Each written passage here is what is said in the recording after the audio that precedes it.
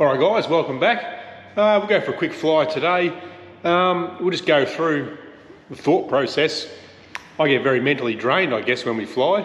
So I'm just going to talk out loud and we'll go for a fly, and this is what we go through. We'll also give you an update on the Sopwith Camel kit.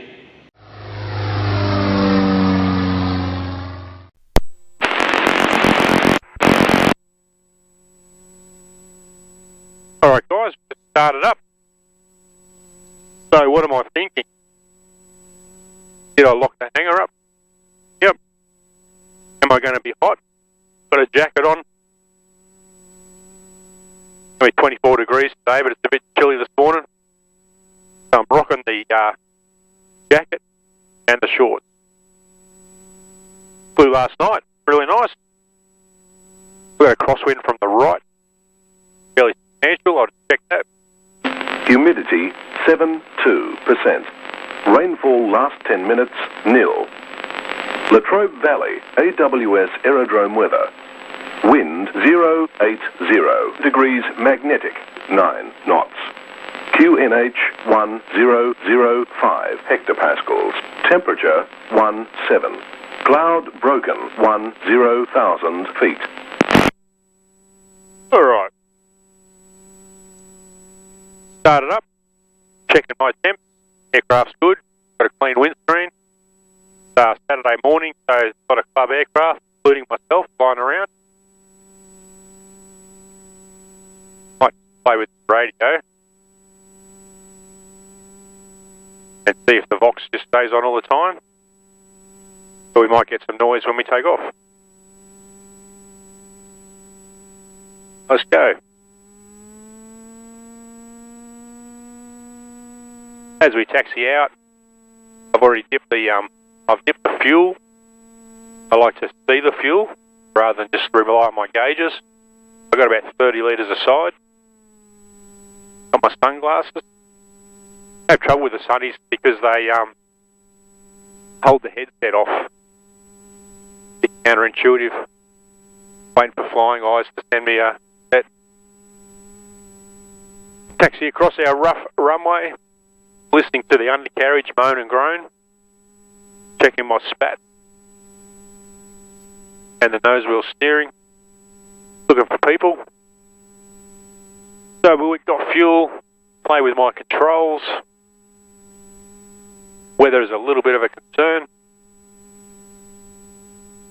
Got a Cirrus over here, I'm just checking it's not Stefan Jury in Echo Yankee Zulu.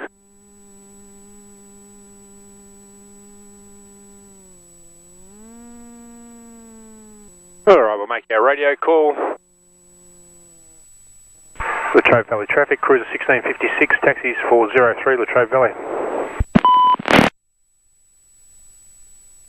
Latrobe traffic, Park Quebec Whiskies, finals, turning finals for runway 09, Latrobe, full stop.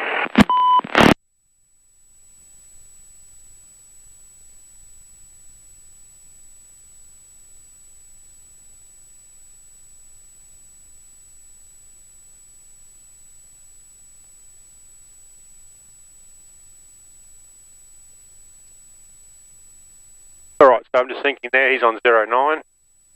We're going on 03. There we go. I'll keep an eye out for him as he lands. Got birds flying around here.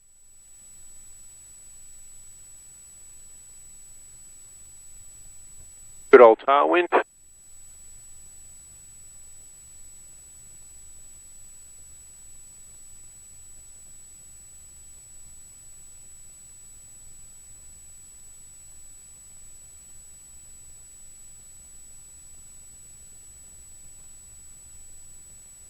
And parachutists are getting in the plane, so no midfield cross joins today.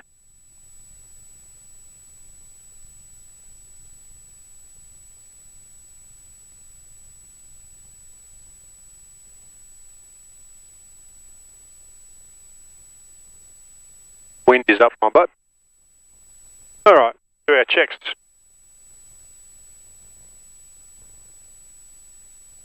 Throttle to 1200.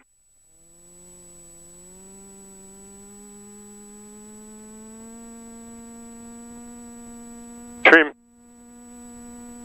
Shimmy set. Master is on, both Maggies are on. Fuel pump is on, fuel tap is on, fuel quantity is sufficient.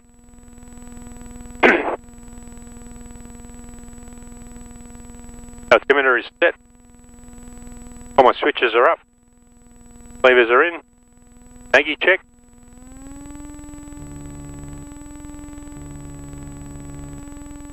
Carb heat. With a drop.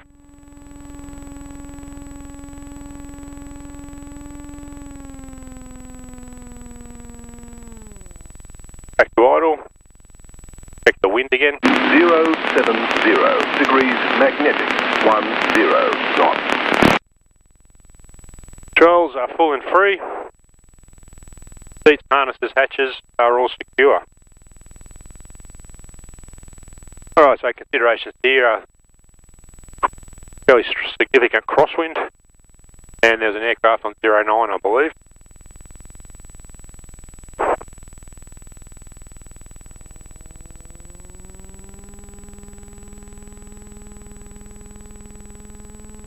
Latrobe Valley traffic, cruiser 1656 enters and backtrack 03 for a local flight, Latrobe Valley.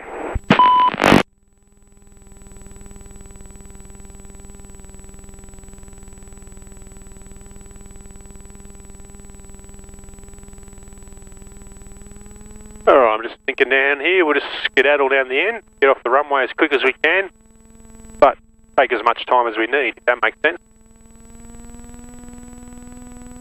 And we might land on the dirt. 09. While we go down here, I've got a quick check. 6 switches, which is all I've got. They're all up. 2 levers, they're in. We're good to go.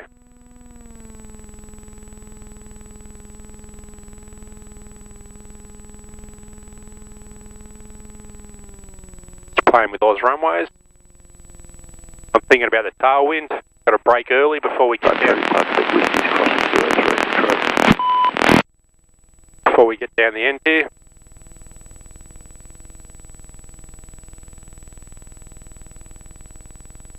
Turn the aircraft around without rolling it over. Into the wind. Gently.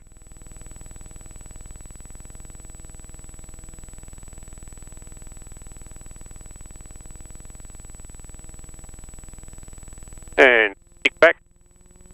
Into the wind. Power on.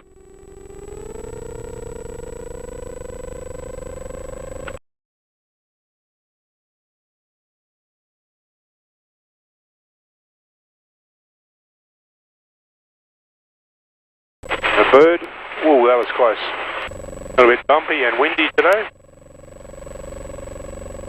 Alright, so I'm just checking the gauges, make sure the engine's operating okay. We've gone through that nervous stage, 500 feet above the ground, 700 indicated, fuel pump comes off. We'll just leave the circuit, make a call. Latrobe Valley traffic, cruiser 1656, departing the circuit upwind runway 03, departure to the northeast, on climb to 1500, Latrobe Valley. On the windy days, I like to punch into the wind. That way when you just come home downwind. Not really going anywhere today, but we'll just fly around. Alright, so now we're safely airborne at 1,000 feet. Have a good look at everything. EGTs and CHTs are good. For those interested, EGTs are 680. And CHT, hottest one is 160. Allowed a max of 180. That's nice and cool. Also want some sort of temperature in there. What do we got? Got oil temp, oil pressure. We're looking good. So I'm just thinking to myself how the aircraft's flying. It is good when you come up here because you just forget everything else because you just got to concentrate on this. I've got a very healthy respect for the aircraft. I look after her and she looks after me. But you're also listening out, monitoring the gauges and navigating, I guess, a little bit. Today I'm just pretty much flying around.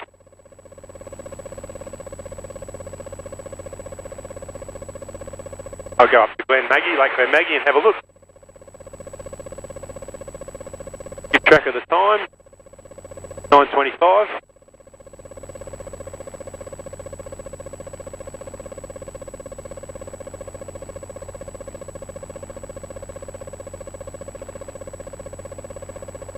We'll call that chopper climb.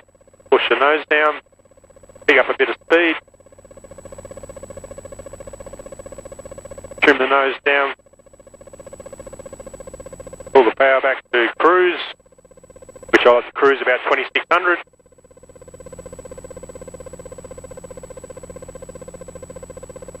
And see how the aircraft's flying. Get it trimmed out. Alright, we'll head up here to Glen Maggie. So, interesting story with the Sopwith Camel. I'm waiting on my kit to come from Robert Basley in the United States. Aerodrome aeroplane.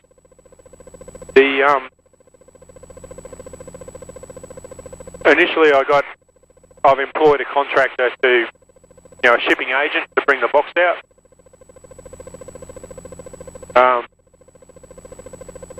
I was tracking the first ship, container ship that the parcel was on, or the crate, and crossed the equator, got all excited, heading southwest to Australia.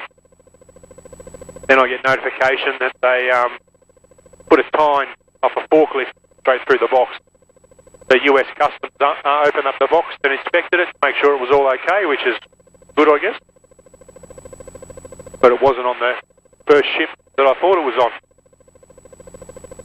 So I then got a notification to be on a second ship. I've been tracking that ship. Across the equator again, get a little notification. And just recently I got another another email saying that the LCL shipping container that had my box in it, shared with others, had been finger pointed by US Customs and didn't go on the ship. So they're going to get a bit of a surprise, I guess, when they open up the shipping container to inspect it. My big box, which will be 25% of the shipping container, will have it previously opened by US Customs sticker on it, no doubt. So at the moment, it's still sitting. I think it's about the 14th or 15th of November at the moment, today. And the Sopwith Camel kit is still sitting at the port in Seattle, booked on the next ship, which is the 28th of November, due to arrive Australia 21st of December. Like most people, I go away for holidays and stuff, but anyway, we'll work that out. So that's the update on the Sopwith Camel. Having said that, I'm just going to check the weather. I don't want it to sneak in behind me. That's what I'm thinking at the moment. Fly along here. Aircraft's fairly well hands off, although it is bumpy today.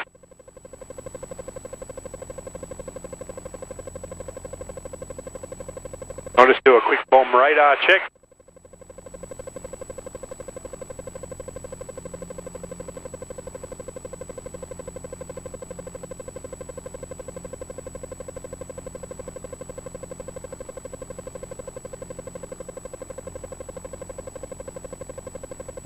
There's not too much rain on the radar.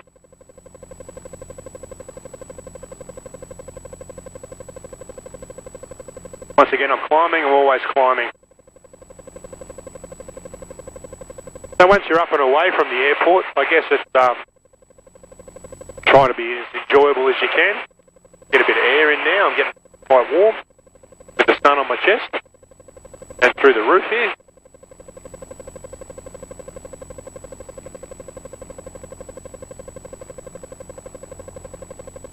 So I'm starting to think about the turbulence. Also, I've got the wind, got to land. I'll probably take the dirt strip when we land on the way back. I'll check the wind again when we do come back. And you're constantly just checking the aircraft. Sort of talks to you.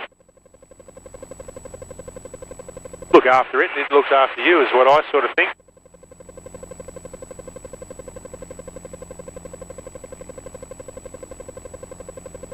Sort of cloudy today, but that's a pretty high cloud.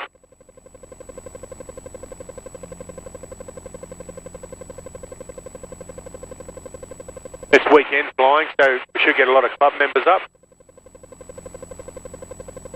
Sort of get used to it now, the traffic. When you first start out, you're a bit shy, I guess, but if you, it's like when you learn to drive and your first roundabout and that sort of thing. You've sort of got to muscle your way in, but follow the rules, and everyone else is following the rules. So it all tends to work out. Talk on the radio.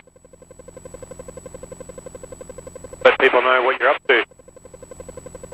So for the YouTube channel, flying around, well, this is what I do, guys. I just go for a fly. Bit of a personal thing, I guess. YouTube's a funny beast. It can force you to, not force you, but encourage you to do silly stuff or outside your limitations. Yeah, there's some really cool stuff and guys doing some great stuff. Don't get me wrong, I appreciate all that soul, the events, and the skill involved. Doesn't interest me one bit. That short takeoff and landing stuff. I built a cruiser because I knew what my mission was.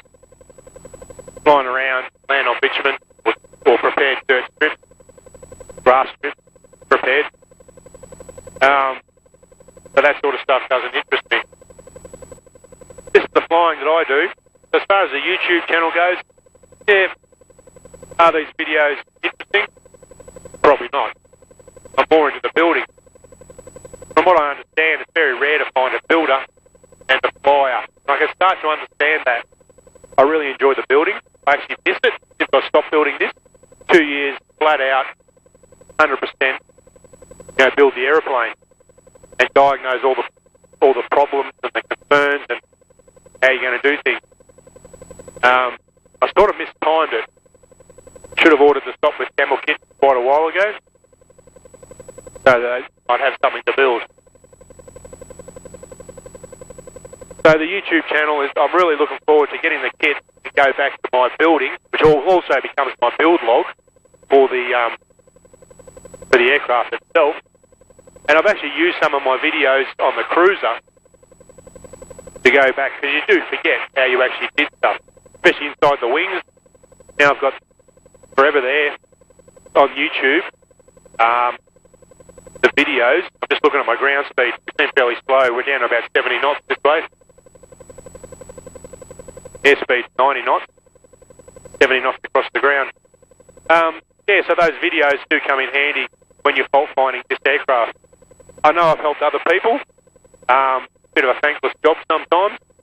I do get a lot of comments, help people, don't hear much back, but I'm sure it does help other people. There are several ways of doing things. I do get frustrated when a question comes up on Facebook or something.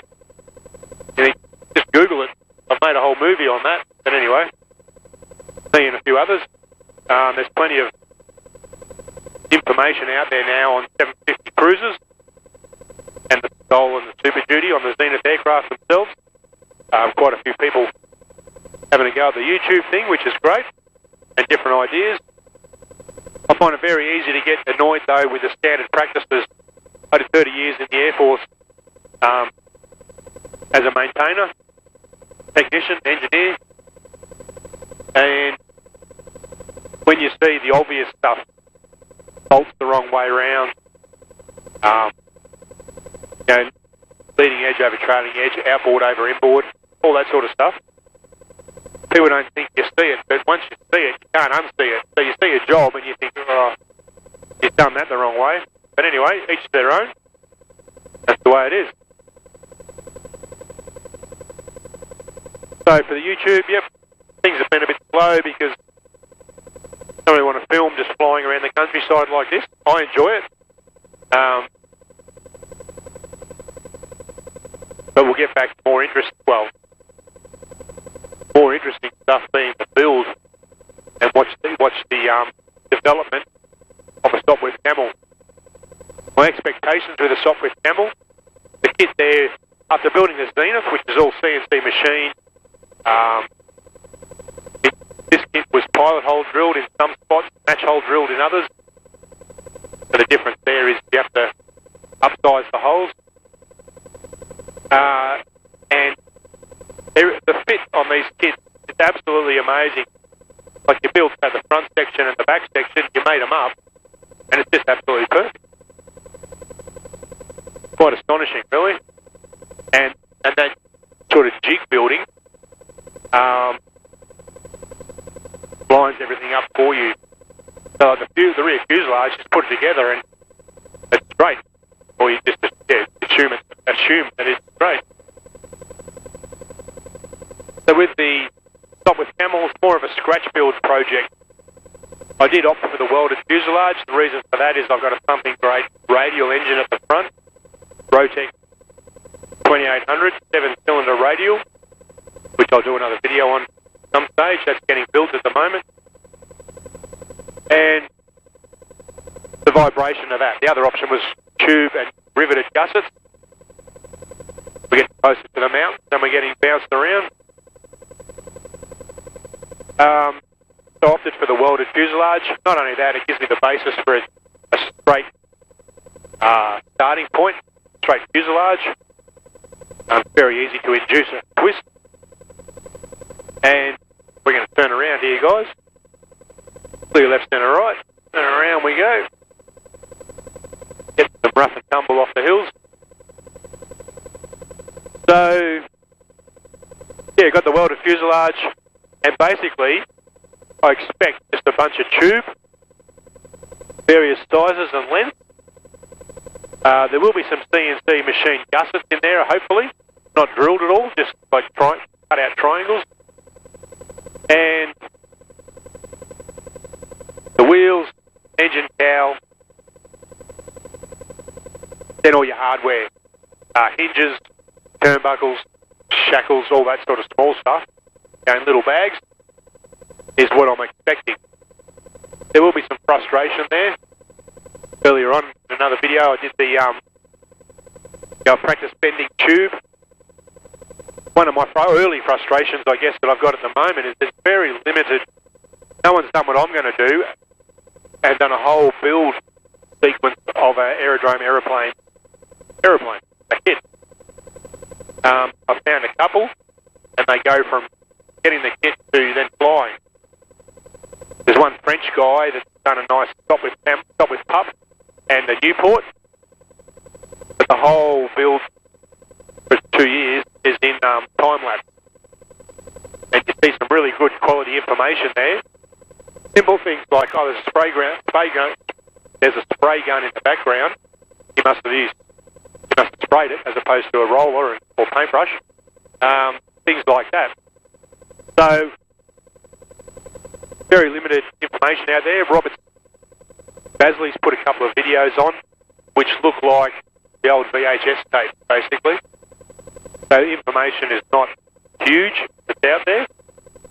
I might be treading my own path a bit there and hopefully make it easy for others in the past. But it's also fun making a video because out in the hangar you're there by yourself most of the time, different away, and it gets those thought processes going. Yeah, so there's going to be a lot of manufacturing to do. Always cautious that I don't want to stuff it up. Because it's an American kit, there might be, say the leading edge spar might be 2 5/8 for all I know, and in Australia you may not be able to get that exact size, which would be an issue. Being 4 leading edge spars. So if you cut one 2 inches too short, there's going to potentially be a problem there. That's one consideration. But yeah, just looking forward to getting stuck into it. It will be fun. I'll just go slow. Not trying to break any records. So, yeah, it'll be nice. With Christmas fast approaching, aircraft's just flying absolutely hands off at the moment. Beautiful. I put an extra 2 inches of rubber on my wing. Made it even better. The Stop with Camel will be a project for next year. come January. My 5-year-old daughter starts full-time school next year, so I'll just treat it like a bit of a job and come to the hangar Monday to Fridays, go for a fly, break up the monotony, and work my way through it. It's going to be fun. I can't wait to do that. The fin and rudder, that's the one piece everyone would know it's a Sopwith aircraft once you see that shape. Getting back to Robert Basley's videos, he knocks them out pretty quick, and there's lots of warps and twists. Bit of a she'll be right sort of attitude, I think, but the difference between this aircraft being CNC machined and perfect, going to be a lot bigger tolerances on the Sopwith Camel when things are just hand bent to form a shape. When there's only one, that's easy, like the fin. You bend the fin and get what you get. Wingtips, where there's 4 of them, you need to be able to reproduce that. So they're all the things I'm sort of planning ahead and thinking about. So anyway, guys, that's today. Little fly around. I'm just cruising in the cruiser. We'll head back now. Going to work out how I'm going to land in this wind. And we'll see you on the next video. Thanks for watching. Have a Merry Christmas, everybody. See you later.